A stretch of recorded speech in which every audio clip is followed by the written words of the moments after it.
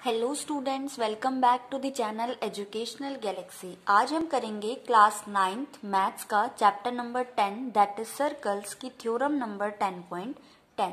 तो थ्योरम कहती है if a line segment joining 2 points subtends equal angles at two other points lying on the same side of the line containing the line segment, then the 4 points lie on a circle, that is they are concyclic।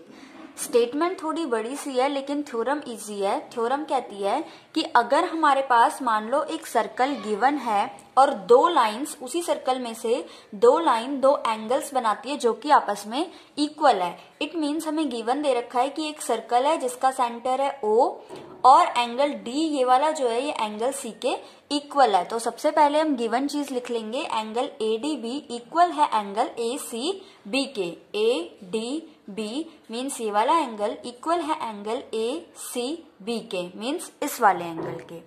Now to prove, हमें prove क्या करना है कि A, B, C and D ये चारों ही जो points हैं ये सर्कल पर ही लाई करेंगे, ऑन द सर्कल लाई करेंगे, मीन्स ये सारे कॉनसाइक्लिक हैं। तो इसमें हमें छोटी सी कंस्ट्रक्शन करनी पड़ेगी, जॉइन BE। हमें B से E को जॉइन कर लेना है। जहां पर भी ये वाली लाइन कट कर रही है सर्कल पे, इसको हमने एक नाम दे दिया E और इसको जॉइन कर दिया B से। एक और कंस्ट्रक्शन हमें करनी है, AB को भी जॉइन करना है, तो हम लिखेंगे जॉइन AB। AB को भी हमने जॉइन कर दिया। नाउ अब हम प्रूफ करना स्टार्ट करेंगे। तो सबसे पहले A, B and D are non collinear points. हमें दिख रहा है A, B और D जो है ये नॉन कोलिनियर पॉइंट्स हैं। It means ABD lie on circle. ये हमने थ्योरम 10.5 में पढ़ा हुआ है कि जब तीन नॉन कोलिनियर पॉइंट्स में से एक सर्कल बन रहा हो, इसका मतलब वो तीनों ही सर्कल के ऊपर लाई कर रहे होते हैं। It means ABD lie on circle. तो A, B और D ये तीनों तो सर्कल के ऊपर लाई कर रहे हैं।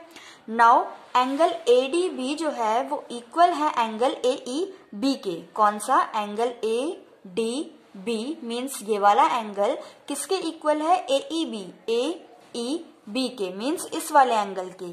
क्यों इक्वल है? हमने ये जो कंस्ट्रक्शन करी AB को ज्वाइन किया, तो AB एक सेगमेंट है सर्कल के अंदर और सेम सेगमेंट से जब दो एंगल्स बनते हैं तो ये आपस में इक्वल होते हैं। ये भी हमने थ्योरम में पढ़ा हुआ है, angle in the same segment. हम चाहे तो ये भी लिख सकते हैं angles in the same segment AB। और इस इक्वेशन को हमने इक्वेशन नंबर 2 मान लिया। इसके बाद हमें ये जो छोटा सा ट्रायंगल दिख रहा है बाहर की तरफ, ट्रायंगल BEC, हम इसमें देखेंगे इन ट्रायंगल BEC ये जो बाहर वाला एंगल है मीन्स एंगल AEB, या फिर हम इसको ये भी कह सकते हैं एंगल BEA, ये किसके इक्वल होगा? एंगल C प्लस इस वाले को हमने x लेट किया है तो प्लस x के। क्यों इक्वल होगा? क्योंकि किसी भी ट्रायंगल का जो एक्सटर्नल एंगल होता है वो इक्वल होता है अपोजिट इंटीरियर एंगल के सम के इक्वल होता है। तो हमने लिखा in triangle BEC angle BEA equal होगा एंगल ACB प्लस x के, एंड रीजन दे दिया exterior angle of a triangle is equal to sum of opposite interior angle. Now first equation जो हमने लेट की थी, जो हमें गिवन दे रखा था कि ADB इक्वल है ACB के, तो हमने यहाँ पे ACB को रिप्लेस कर दिया ADB से और रीजन दे दिया फ्रॉम फर्स्ट। नाउ स्टूडेंट्स, हमने सेकेंड इक्वेशन में देखा था जो एंगल AEB है वो इक्वल है ADB के। हम इस वाले एंगल को चाहे तो AEB लिख सकते हैं या फिर BEA भी लिख सकते हैं। सो सेकेंड स्टेप में जो एंगल BEA है हम इसको रिप्लेस कर देंगे ADB से और बाकी ऊपर का सेम उतारा, रीजन लिख दिया फ्रॉम इक्वेशन सेकेंड। अब हम क्या करेंगे, x तो एक ही तरफ रहेगा, x यहीं पे रहेगा, ये वाला एंगल माइनस में जाएगा तो सेम है एंगल ADB माइनस ADB तो 0 डिग्री आएगा ऑफ कोर्स। इट मीन्स जो x था यहाँ पर, ये जो डायग्राम में एंगल x था ये कोई एंगल है ही नहीं, मीन्स ये वाली लाइन और ये वाली लाइन सेम है।